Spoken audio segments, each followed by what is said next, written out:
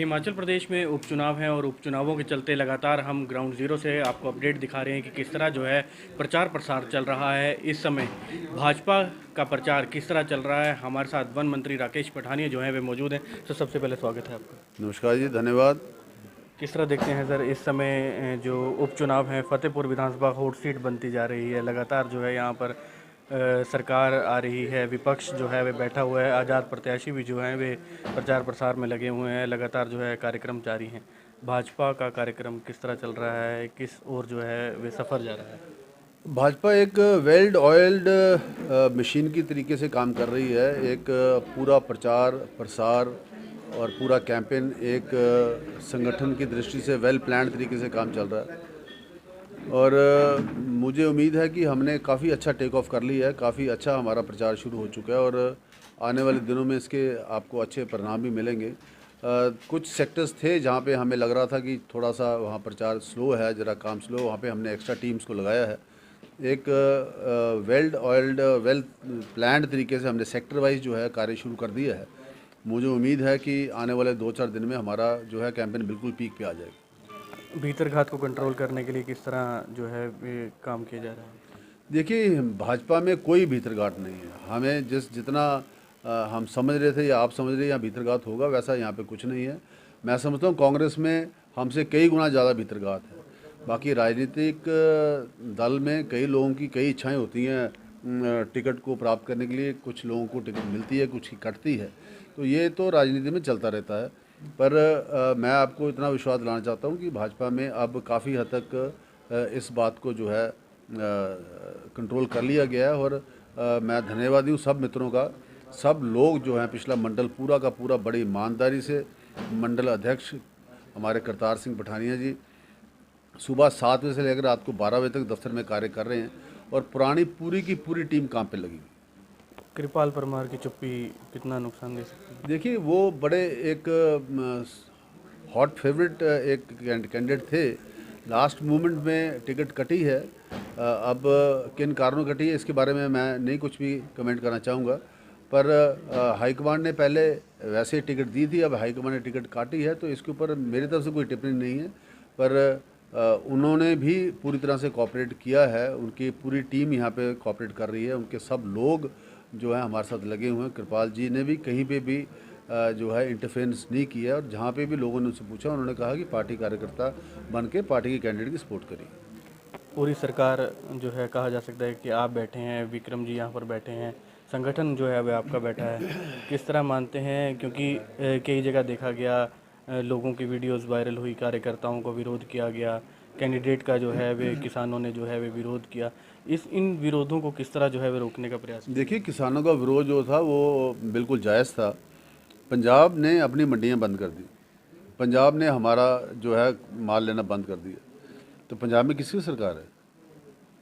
पंजाब की कांग्रेस की गवर्नमेंट ने क्यों हमारा हिमाचल के ज़िम्मेदार का माल उठाने से बंद कर दिया? कई सालों से हमारा माल वहीं बिकता था, हमारा झोना वहीं जाता था।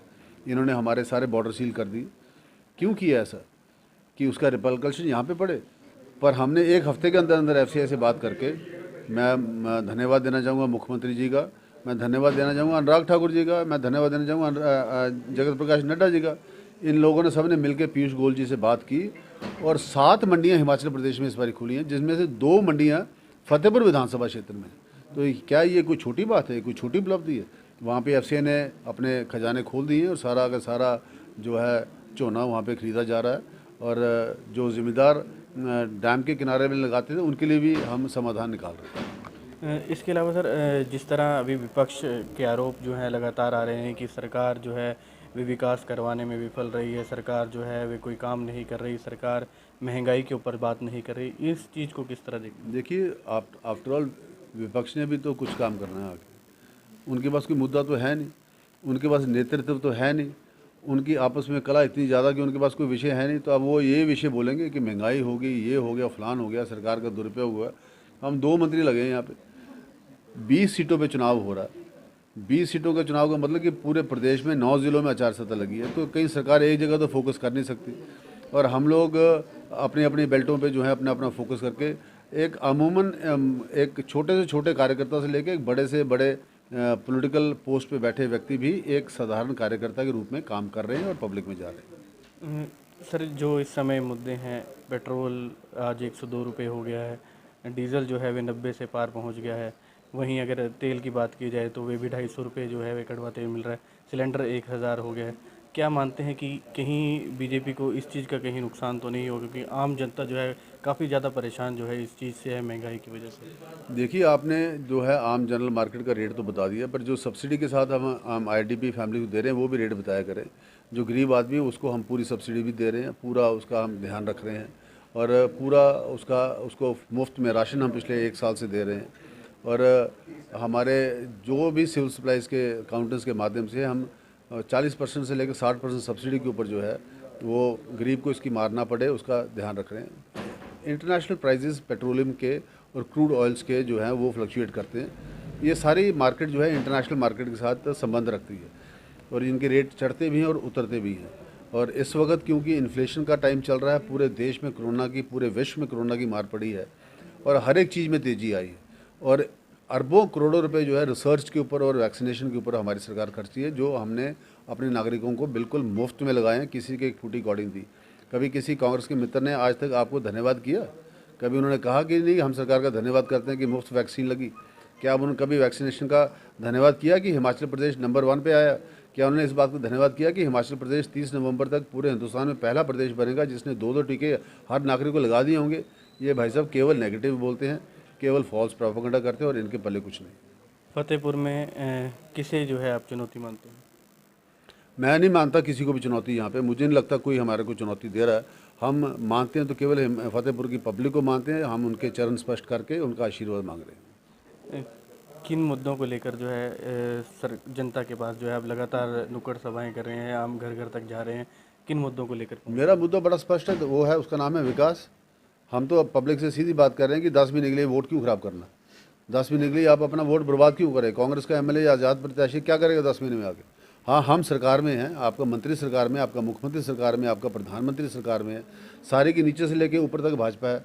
सब डिवीजन में मंत्री भाजपा का, जिले प्रदेश में मुख्यमंत्री भाजपा का, देश में केंद्रीय नेता भाजपा के, केंद्र में अनुराग ठाकुर हमारा मंत्री बैठा है, जेपी नड्डा हमारे राष्ट्रीय अध्यक्ष बैठे हैं, हमारे मोदी जी हमारे प्रधानमंत्री बैठे हैं। तो आपको विधायक कौन सा होना चाहिए फतेहपुर में? गलत विधायक बना के आप अपनी चेन को तोड़ेंगे क्या?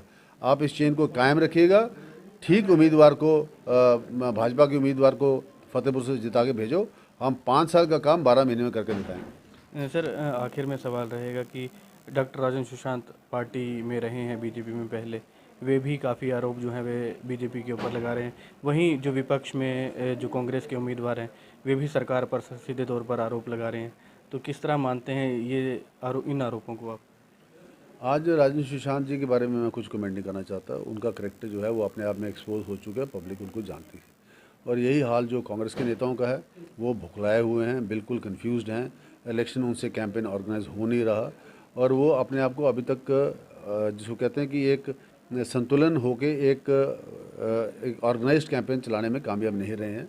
मुझे नहीं लगता 30 तक ऑर्गेनाइज कर पाएंगे, बाकी बातें 2 को करेंगे। बहुत बहुत धन्यवाद सर। Thank you. तो ये थे हमारे साथ वन मंत्री राकेश पठानिया, जिन्होंने साफ तौर पर कहा कि बीजेपी में सब कुछ ठीक चल रहा है और प्रचार जो है हमारा लगातार जारी है और आम जनता के बीच में जो है विकास के मुद्दों को लेकर जो है वे जाया जा रहा है। इसी तरह की अपडेट्स देखने के लिए देखते रहें समाचार पर। तब तक धन्यवाद।